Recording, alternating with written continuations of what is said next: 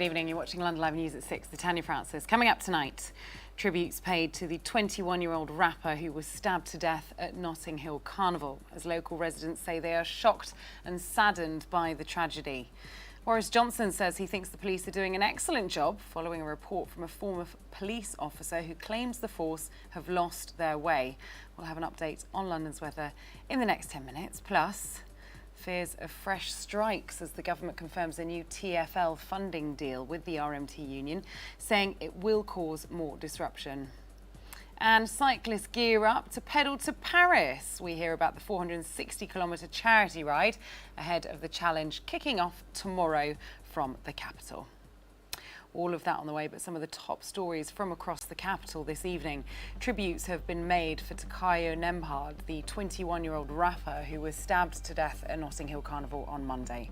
The drill artist, known as T-Core Stretch, was stabbed underneath the Westway, close to Ladbroke Grove Station, as police continue to search for those responsible and have put out an appeal for anyone with any footage from the carnival around 8 p.m. in that area.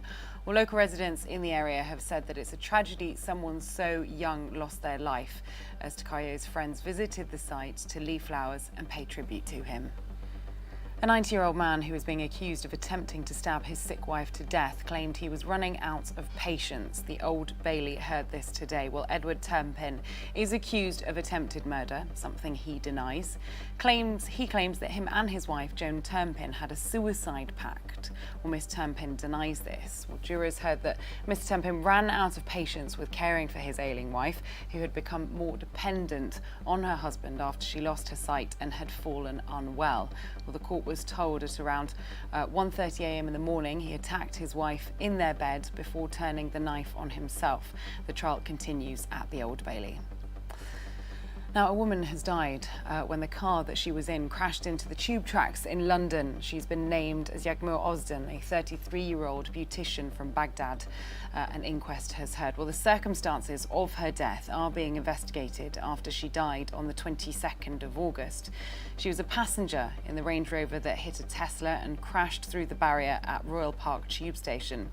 A man in his 20s was driving the car and still remains in a critical condition, and the investigation continues. Now, former Met Police Detective Chief Inspector has said that British policing has lost its way and that the public fear officers are more interested in being woke than solving crimes. Well, David Spencer, the former Met Police officer, made these claims in a report for the Policy Exchange think tank. Well, it suggests that officers should stop taking the knee to show opposition to racism and wearing certain badges that align them with certain movements or causes. He believes that this will restore the public's faith when they are acting with impartiality. Well, when asked for his reaction to this report, Boris Johnson said he thinks the police are doing an excellent job. I think the police do an amazing job, and I've just been out with a team here in South London watching what they do.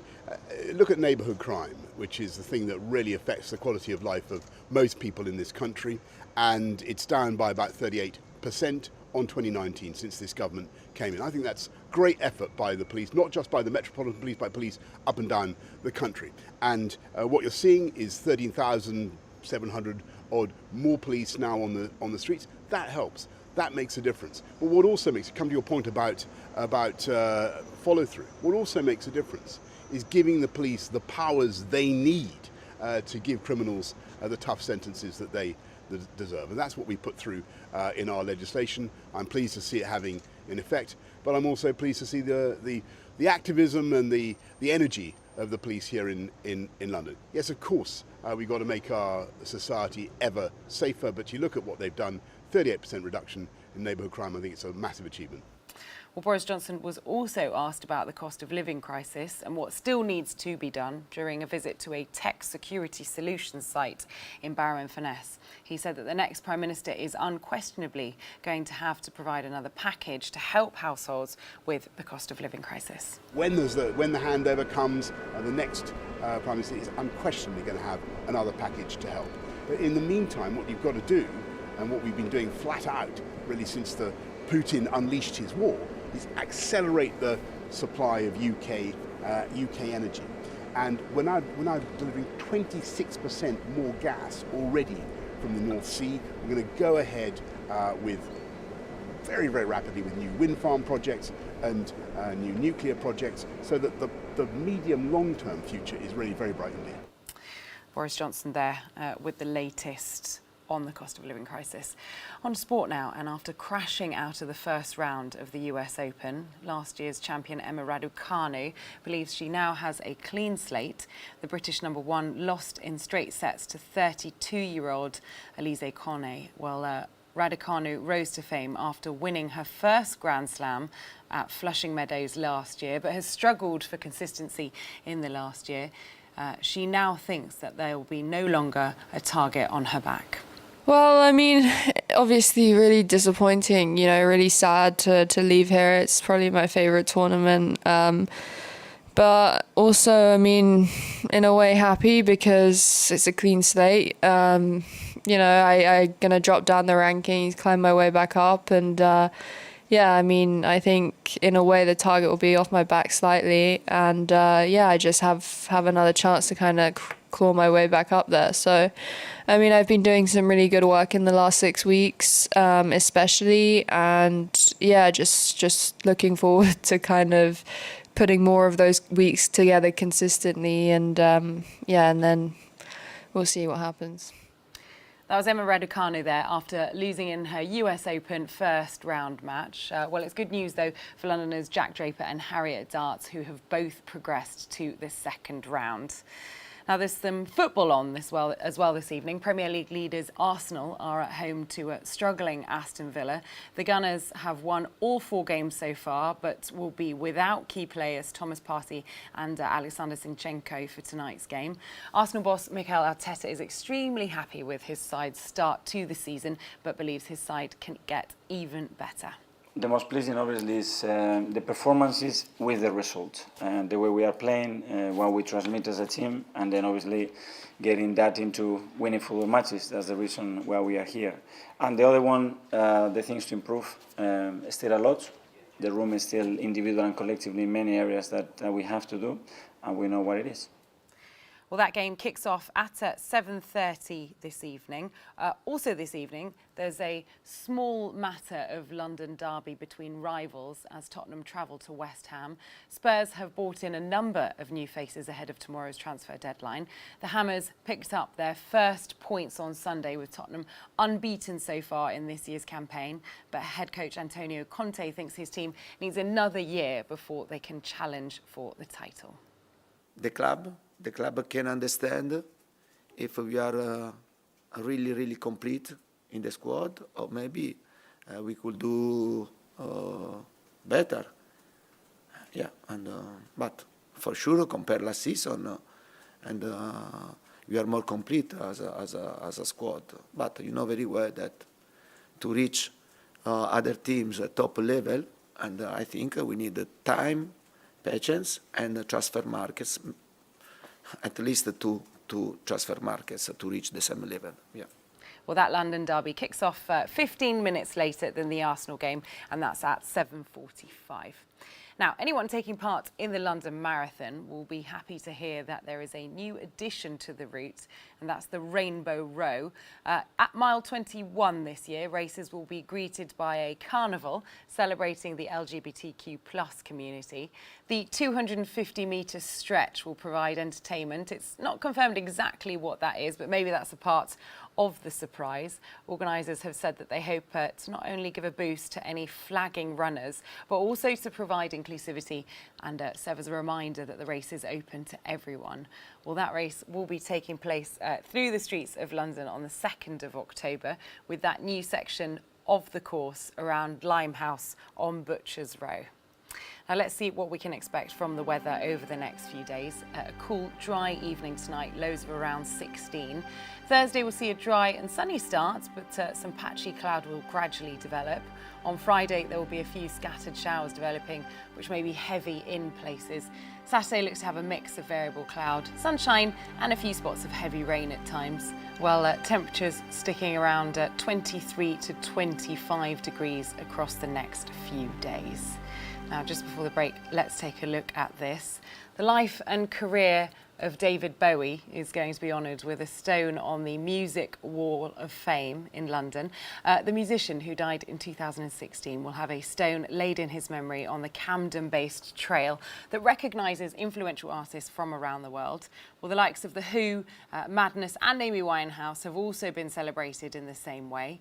Bowie will be right outside the Camden Town Tube station, so keep a lookout for that stone, which will be unveiled on the 15th of September. It's time for a short break, but up next, fear of more travel disruption to the travel network, as the RMT union says the latest government funding bailout could cause fresh strikes. More on that next.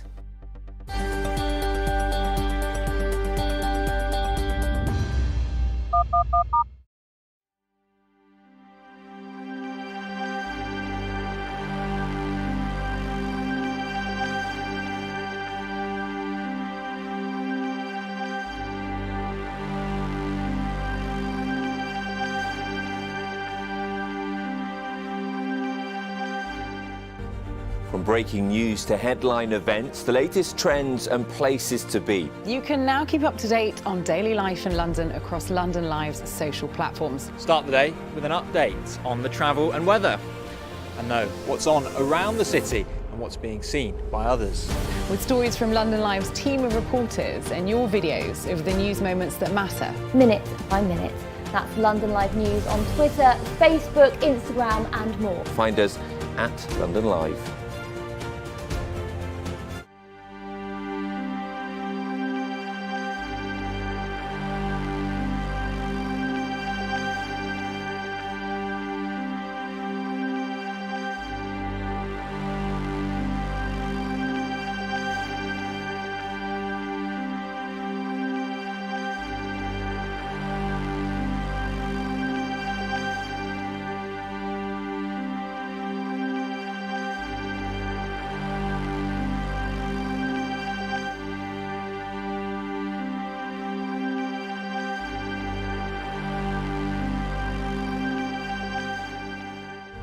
From breaking news to headline events, the latest trends and places to be. You can now keep up to date on daily life in London across London Live's social platforms. Start the day with an update on the travel and weather, and know what's on around the city and what's being seen by others.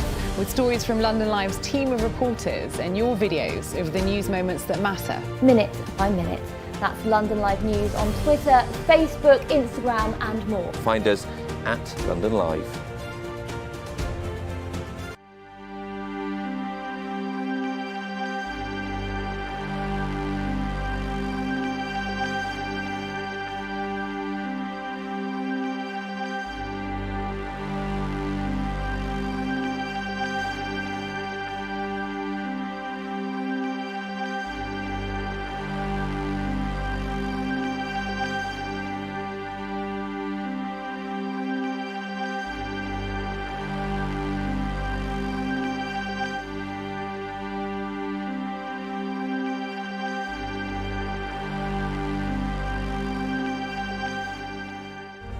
From breaking news to headline events, the latest trends and places to be. You can now keep up to date on daily life in London across London Live's social platforms. Start the day with an update on the travel and weather, and know what's on around the city and what's being seen by others. With stories from London Live's team of reporters and your videos of the news moments that matter. Minute by minute. That's London Live News on Twitter, Facebook, Instagram and more. Find us at London Live.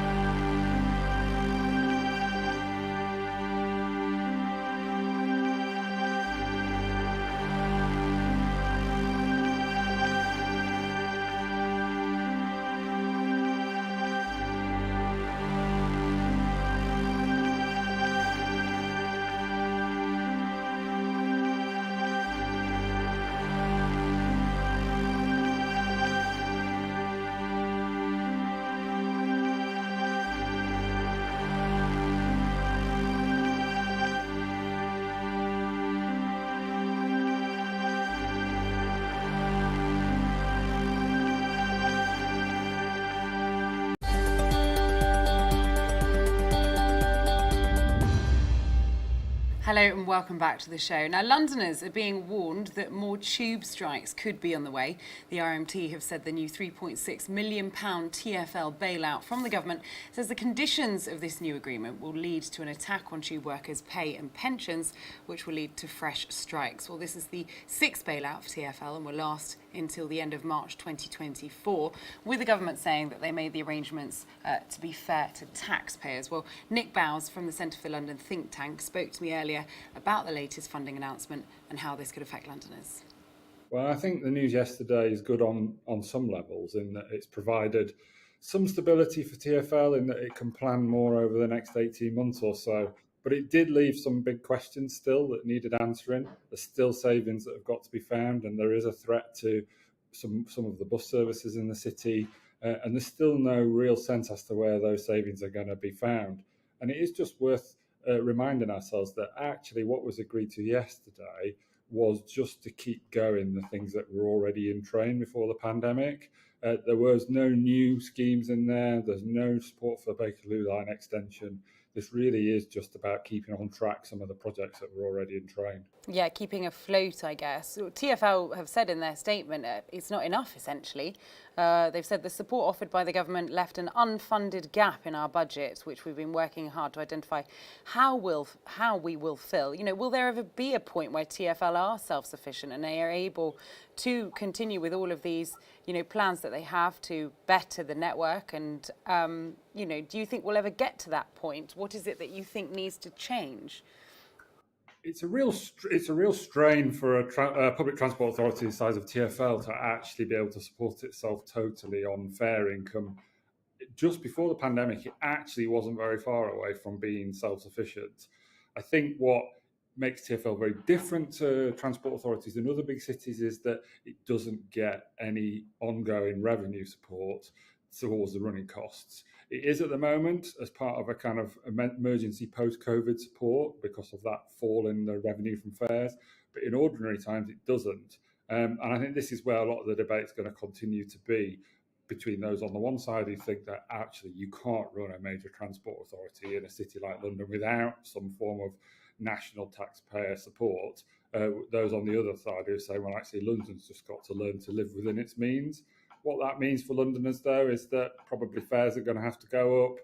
We're still probably going to see cuts to those services, and that will be primarily buses because they're the bit of TfL that is run requires a subsidy to run. And I think that it's not all plain sailing from here. Some difficult choices ahead. I wanted to ask you about that.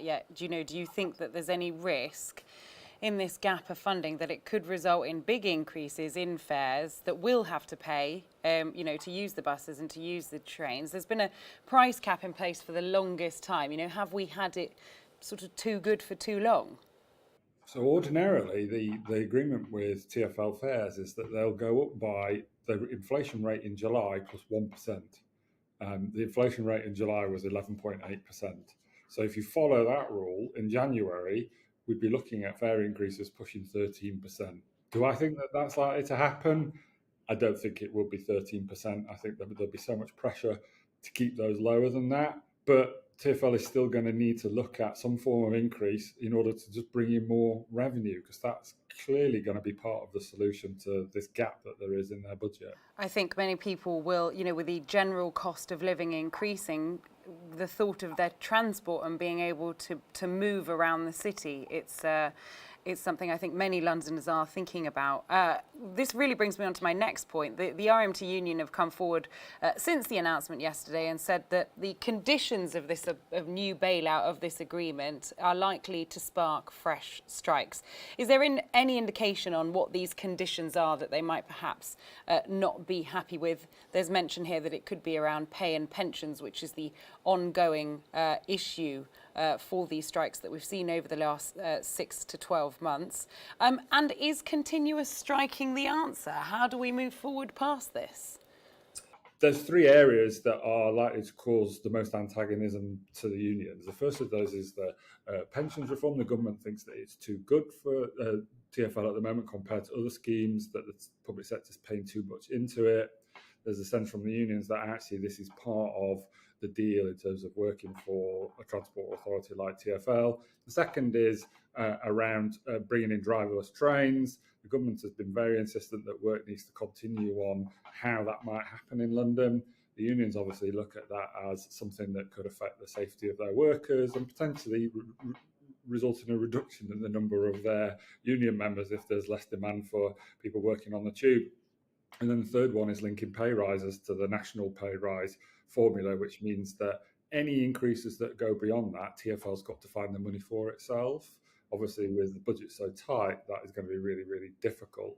And it's the case that for the transport unions in London, they have gone through periods where they have gone out on strike, and it's often borne fruit for them. You know, they have good pay and conditions relative to some sectors, but it's hard, I guess, that they're left from their perspective, they're left with not many choices. But the risk at the moment is that at a time when you want more people to be using the transport network to get more people back to increase the fare revenue, that they could have a kind of opposite effect and actually make the situation worse, particularly at a time when people are finding it a lot easier to work from home.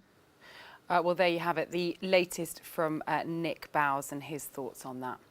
Now, research from an employee management platform has shown that COVID has caused a widening generational divide in the career motivation and well-being of employees in the capital. Well, the 2022 Wellness at Work report carried out by Employment Hero suggests that nearly half of 18 to 24-year-olds are less concerned about their career than they were before the pandemic. And 72% of them agree that COVID-19 had negatively impacted stress levels at work. Well, Ollie Russell joined me to talk through what can be done about this. We're looking at it through the lens of what employment has historically looked like. And the figures are pretty clear. There is a stark generational divide in productivity, in the way that we've felt stress, and a number of other elements around career progression within the younger generation. I think that fundamentally it comes down to the fact that COVID-19 has kind of rapidly increased the rate at which the work environment was changing. And it's also put a huge magnifying glass on the way we feel stress at work, and the sort of, it almost blurs the line even more between personal life and what happens at work, because we are in that environment where we were working from home for a large period of time. We had all of those pressures of being at home and everything that surrounded that. Alongside trying to have a career at the same time. So I think that the figures are self-explanatory in that the younger generation has felt more of an impact, or certainly perceived more of an impact from COVID-19 on a lot of areas of their career. I don't think that necessarily means that they're less invested in their career. I think what it really shows is that businesses and employers just need to adapt to that change of expectation around what younger generations need from their employer and how they go about motivating and engaging them in their work. Let's just talk, you mentioned there about, how perhaps the younger generation have been more affected. Obviously, everyone was affected by the pandemic. Everyone was at home. Everyone was worried about their careers. There's a stereotype when it comes to millennials, whether you believe it or not, that they are sort of lazy and unreliable and want sort of an easy entry into a career. Do you think there's a bit of a risk, really, that we can label 18 to 24-year-olds as this and as disinterested in certain types of careers? Yeah, I think there's a huge risk of doing that. I personally fundamentally disagree with that. I think that the younger generation are very different with what their expectations are for the world of work and what they need in order to survive. But I really don't think that that's indicative of a laziness or not wanting to succeed. They just want to do it in a very different way than older generations. The older generations, which now are probably a bit more settled, they've probably got stability financially, and they are pretty pleased with their careers because they've been in them longer. When something like COVID comes along, or the cost of living crisis that we're having at the moment comes along, they're a lot more prepared to handle something like that. Whereas in a younger generation, they don't necessarily have those things to necessarily fall back on outside of work.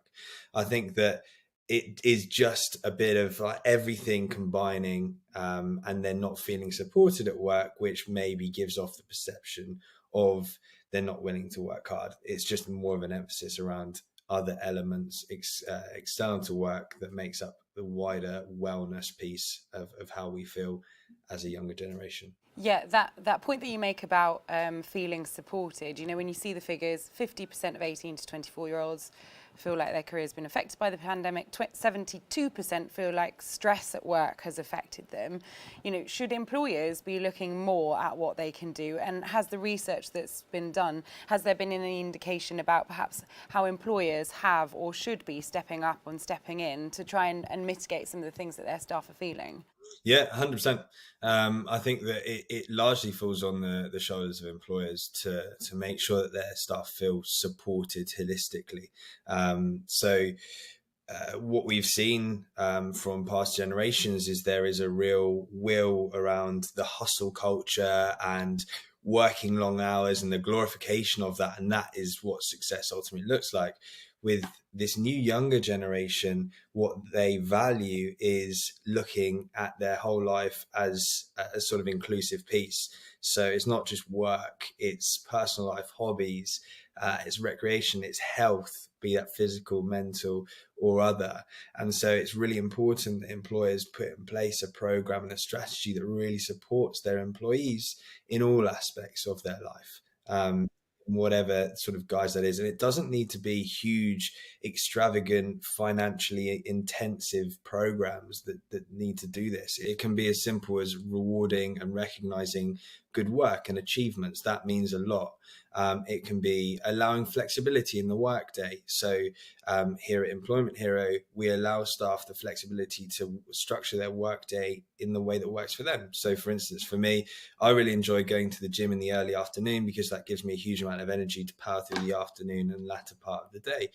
Giving your employees that flexibility and trust so that they can work both their personal life and their work life into sort of the same 12 to 16 hours is really important. So it's giving that little bit more trust to the employee to understand that they want to do a good job and that they will do a good job, but they have to have balance across all aspects of their life. Well, that was Ollie Russell there with the latest and some good tips on how to feel more motivated and happier at work. You're watching London Live News with Tanya Francis. A reminder of our top story coming up after the break. Plus, an annual bike ride from London to the French capital, getting underway in Eltham at the crack of dawn tomorrow, raising funds for the Royal British Legion. We'll hear why this year's Pedal to Paris is such a special one for the charity.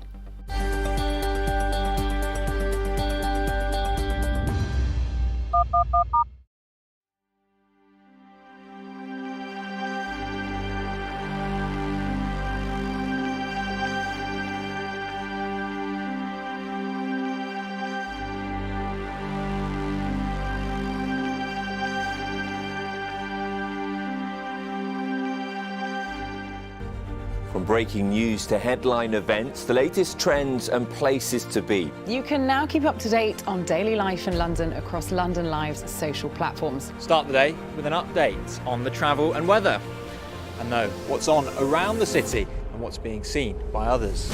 With stories from London Live's team of reporters and your videos of the news moments that matter. Minute by minute. That's London Live News on Twitter, Facebook, Instagram and more. Find us at London Live.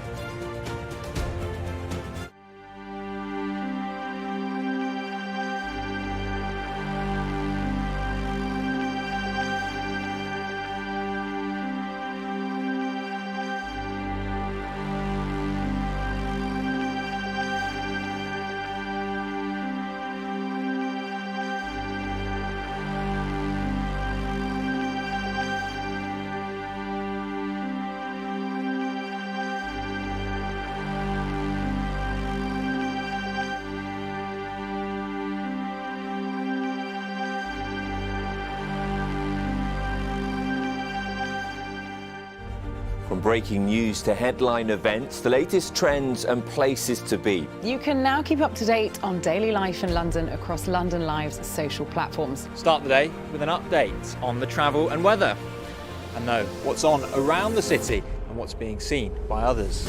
With stories from London Live's team of reporters and your videos of the news moments that matter. Minute by minute. That's London Live News on Twitter, Facebook, Instagram and more. Find us at London Live.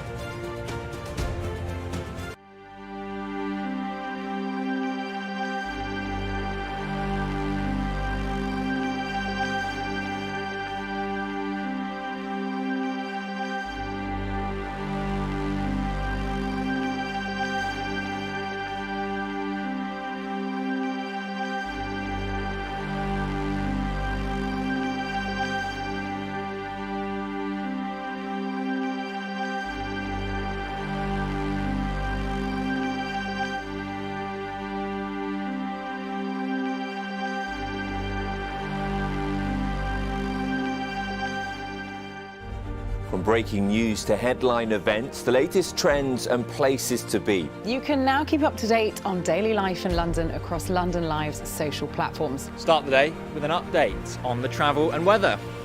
And know what's on around the city and what's being seen by others. With stories from London Live's team of reporters and your videos of the news moments that matter. Minute by minute. That's London Live News on Twitter, Facebook, Instagram and more. Find us at London Live.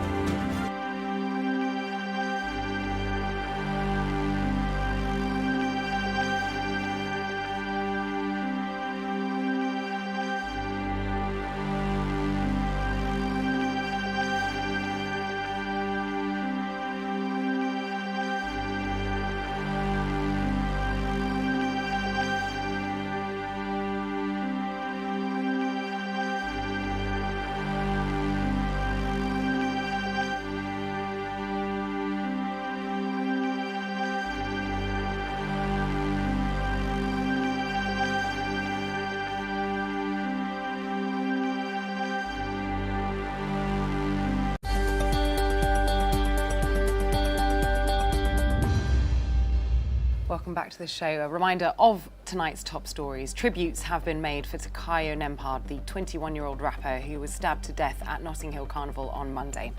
The drill artist, known as T-Core Stretch, was stabbed underneath the Westway close to Ladbroke Grove Station as police continued to search for those responsible and have put out an appeal for anyone with any footage from the carnival around 8 p.m. in that area. Well, local residents in the area have said it's a tragedy someone so young lost their life as Takayo's friends visited the site to leave flowers and pay tribute to him. A 90-year-old man who is being accused of attempting to stab his sick wife to death claimed he was running out of patience. The Old Bailey heard this today. Well, Edward Turpin is accused of attempted murder, something he denies. He claims that him and his wife, Joan Turpin, had a suicide pact. Well, Miss Turpin denies this. Well, jurors heard that Mr. Turpin ran out of patience with caring for his ailing wife, who had become more dependent on her husband after she lost her sight and had fallen unwell. Well, the court was told at around 1:30 a.m. in the morning he attacked his wife in their bed before turning the knife on himself. The trial continues at the Old Bailey. Now, a woman has died when the car that she was in crashed into the tube tracks in London. She's been named as Yagmur Ozden, a 33-year-old beautician from Baghdad. An inquest has heard. Well, the circumstances of her death are being investigated after she died on the 22nd of August. She was a passenger in the Range Rover that hit a Tesla and crashed through the barrier at Royal Park Tube Station. A man in his 20s was driving the car and still remains in a critical condition, and the investigation continues. Now, former Met Police Detective Chief Inspector has said that British policing has lost its way and that the public fear officers are more interested in being woke than solving crimes.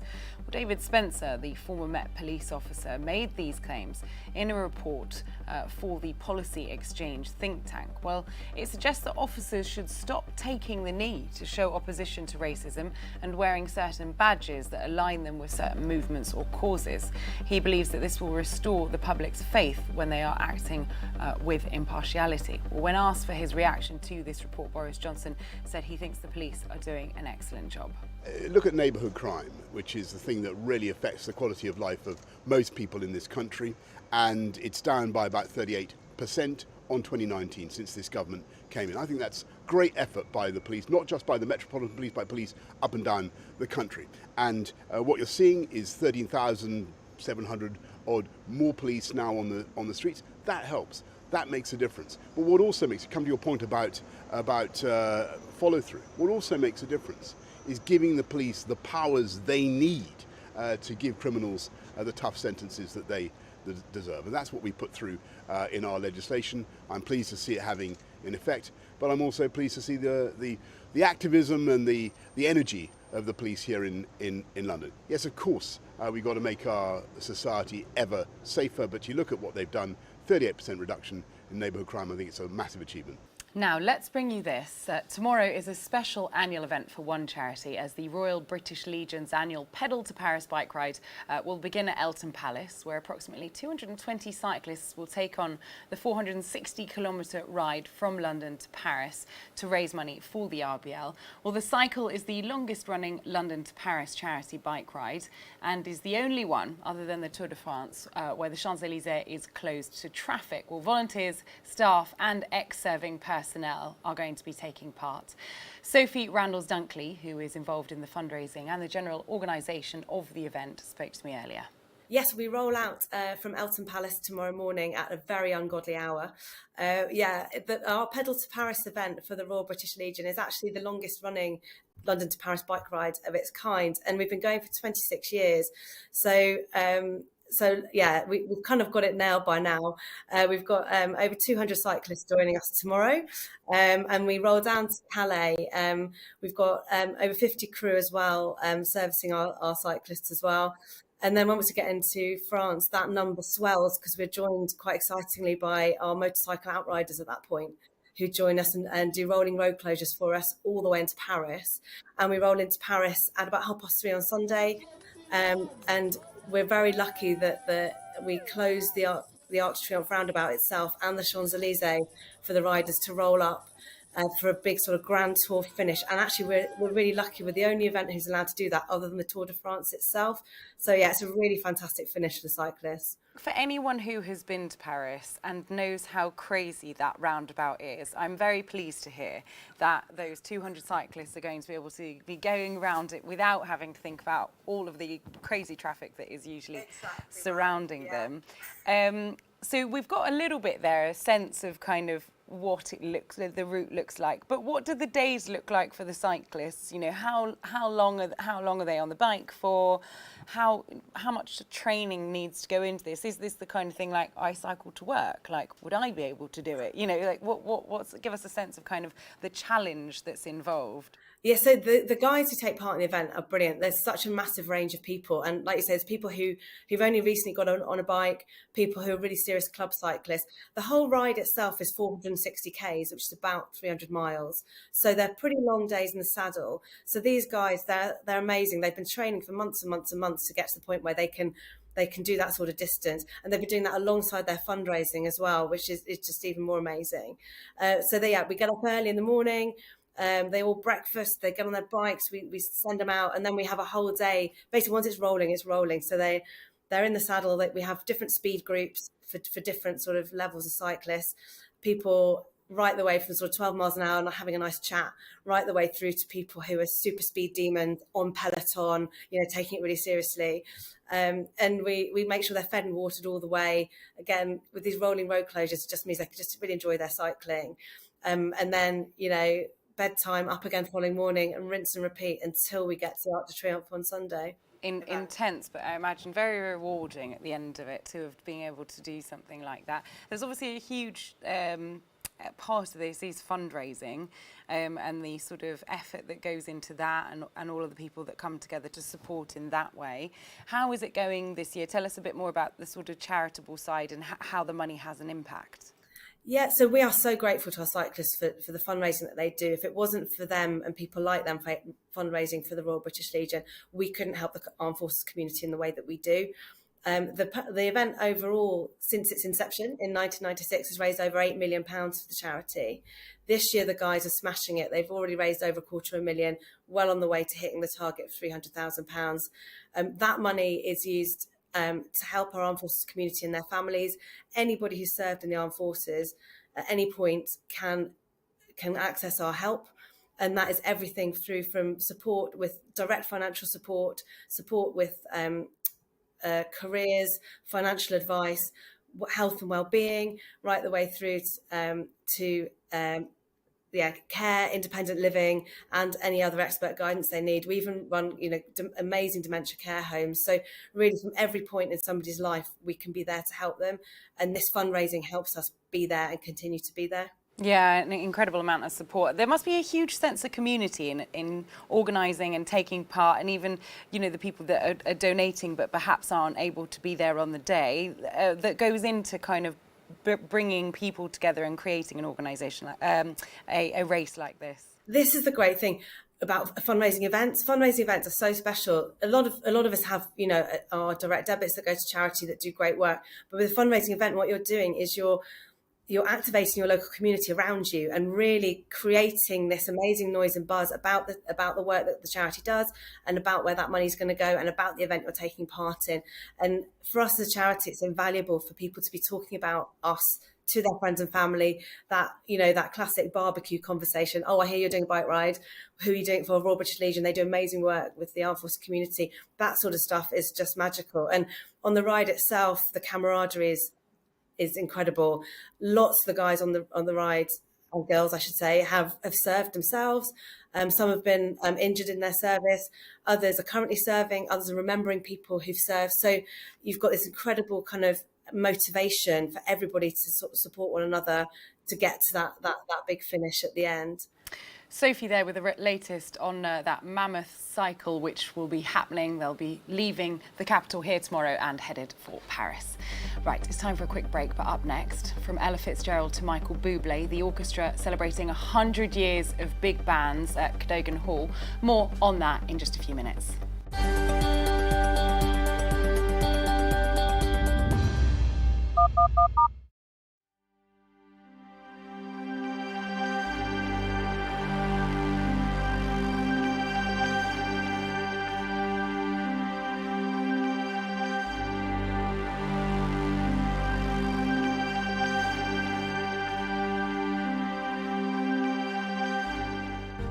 From breaking news to headline events, the latest trends and places to be. You can now keep up to date on daily life in London across London Live's social platforms. Start the day with an update on the travel and weather, and know what's on around the city and what's being seen by others.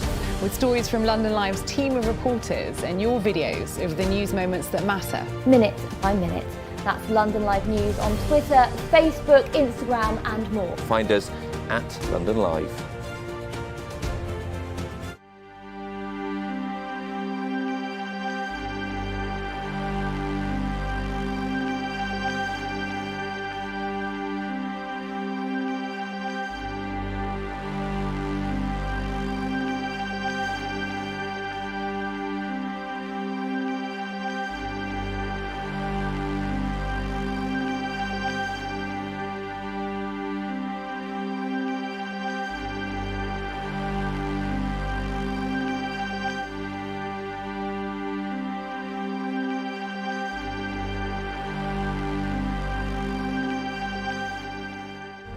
From breaking news to headline events, the latest trends and places to be. You can now keep up to date on daily life in London across London Live's social platforms. Start the day with an update on the travel and weather, and know what's on around the city and what's being seen by others. With stories from London Live's team of reporters and your videos of the news moments that matter. Minute by minute. That's London Live News on Twitter, Facebook, Instagram and more. Find us at London Live.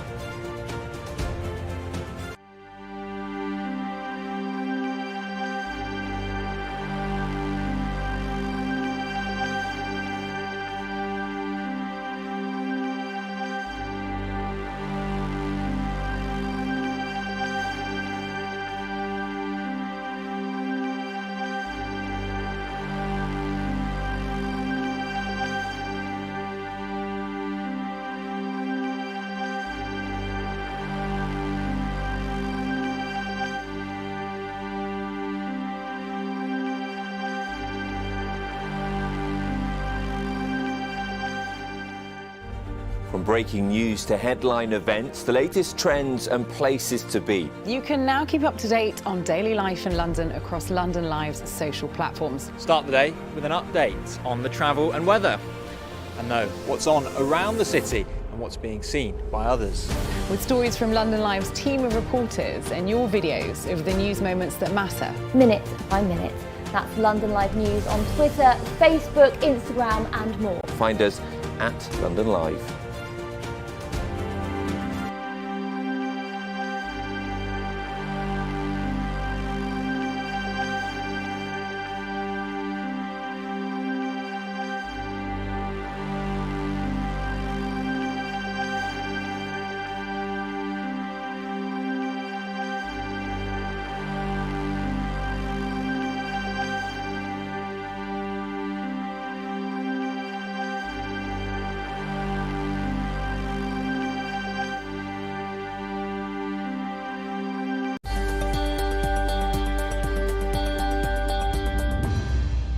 Hello and welcome back to the final part of this evening's show.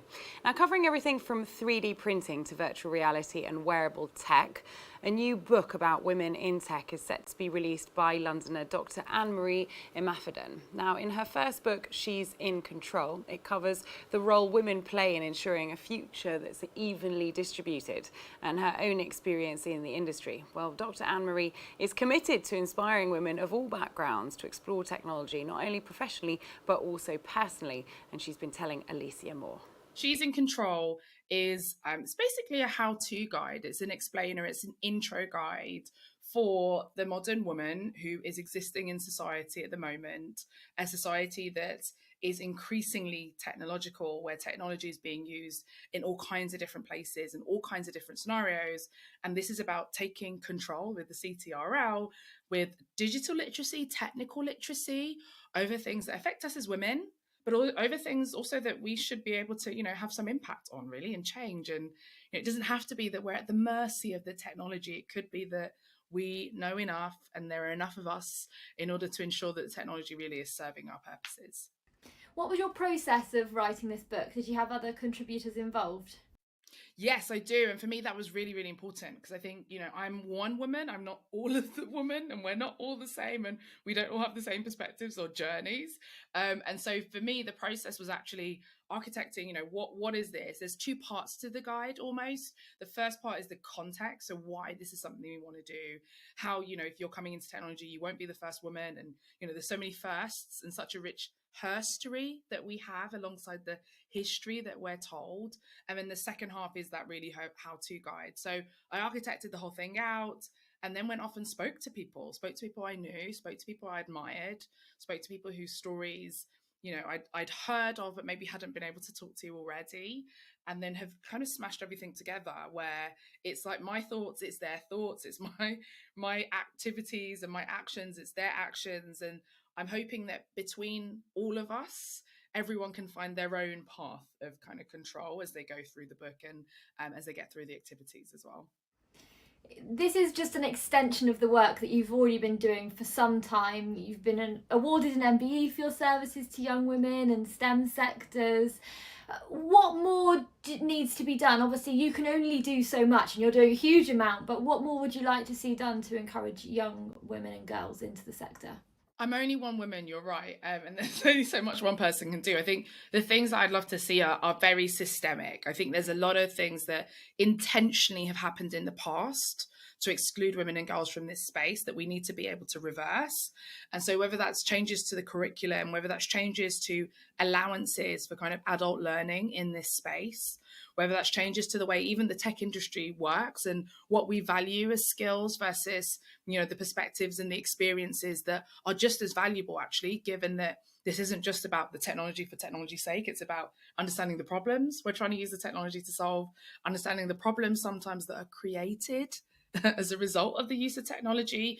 And so there's lots that needs to be done in terms of accountability for folks in the tech world, whether it's regulations, whether it's, our own internal, agreements on, we won't create things that work this way, or we're going to build the technology so it cannot be used in ways that are kind of harmful. So there's lots of things that I'd like to see, but it's systemic change. This is, institutions changing the way that they do things, industry changing the way that they do things, where everything I do is about individuals, right? Making particular choices and being informed. I'd like to see a systems change. tech is expensive in general. How affordable is it of a career to get into? What opportunities are there for young people that might be interested but don't have access to what they need at home or in the spaces that they go to? Great question. So I think there are ways to get around this, and you're right, technology itself, the hardware, the devices are all really expensive. But I think it is something that A, is getting cheaper by the day, but B, and we saw this a lot actually when the first lockdown was announced, that idea of digital poverty is something that a lot of us are more au fait with, and we all know that's part of the solution. For example, with Stemets, we're giving out laptops, we're lending them out as well. As we do things, we're paying for data for young people and where we can give that kind of connection. And so I think there are lots of organizations, lots of institutions, lots of the big tech companies as well that are doing a lot in order to improve access to these hardware, access to kind of digital services. And so whether it is your local library, whether it is something happening via school, whether it is via, a third party like ourselves at Stemets, there are quite a lot of avenues actually that people have in order to access tech and learn enough to then get those first kind of roles or get that right kind of promotion at work or whatever it might be, to ensure that then that's something that, again, can be within your power to say, this is going to be my tech spend, this is why I'm going to have the hardware, and this is the payback almost I'm going to get from the investment in that technology for myself. Well, there you have it. She's in Control. That book is out from the 8th of September, so not long to wait. Now, returning this month to Chelsea's illustrious Cadogan Hall is the LP Swing Orchestra's 100 Years of Big Bands. Well, the orchestra is set to trace the history of jazz and celebrates a century of swing. The performance includes the golden age of musicians such as Duke Ellington, Ella Fitzgerald, through to artists such as Michael Bublé and Harriet Jr. Well, the orchestra is led by Joe Petita, multi-instrumentalists as well as a conductor.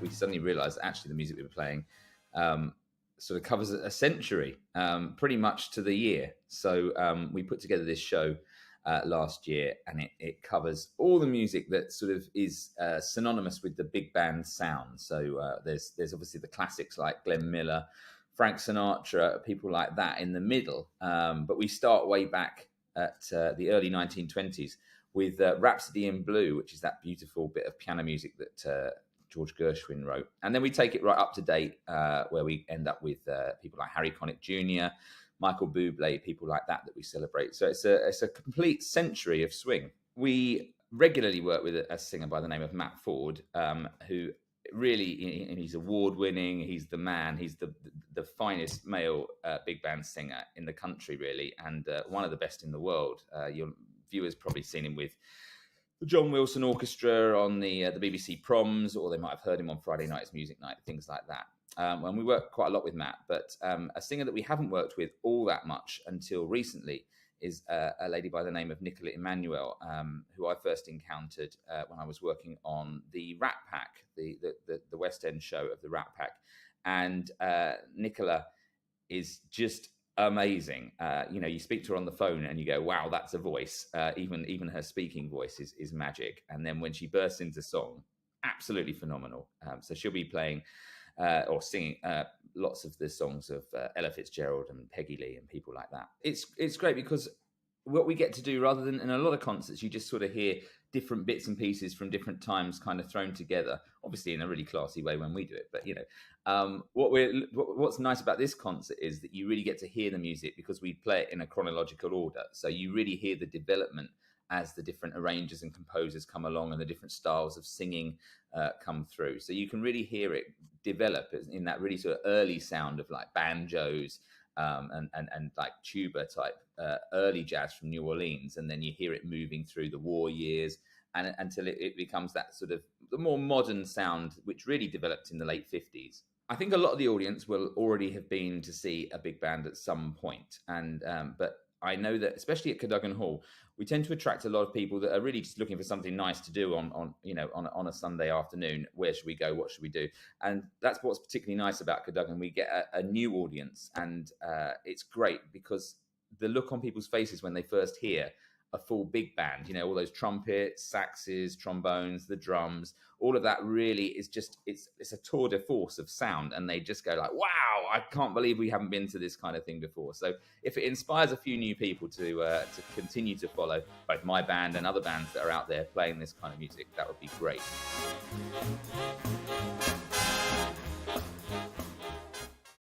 There you go, that takes place on the 11th of September at Cadogan Hall, which is in West London in Chelsea.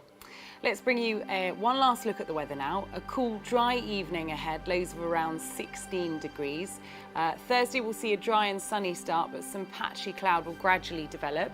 On Friday, there'll be a few scattered showers developing, which may be heavy in places. And by Saturday, looks to have a mix of variable clouds, sunshine, and a few spots of heavy rain at times. We'll consistently around 23 to 25 degrees across the next few days. So still quite nice and mild. Well, that's all from us here at London Live. Thank you for watching. We'll be back tomorrow at 6 o'clock with more news from across London. Between now and then, you can catch the latest across our social media channels.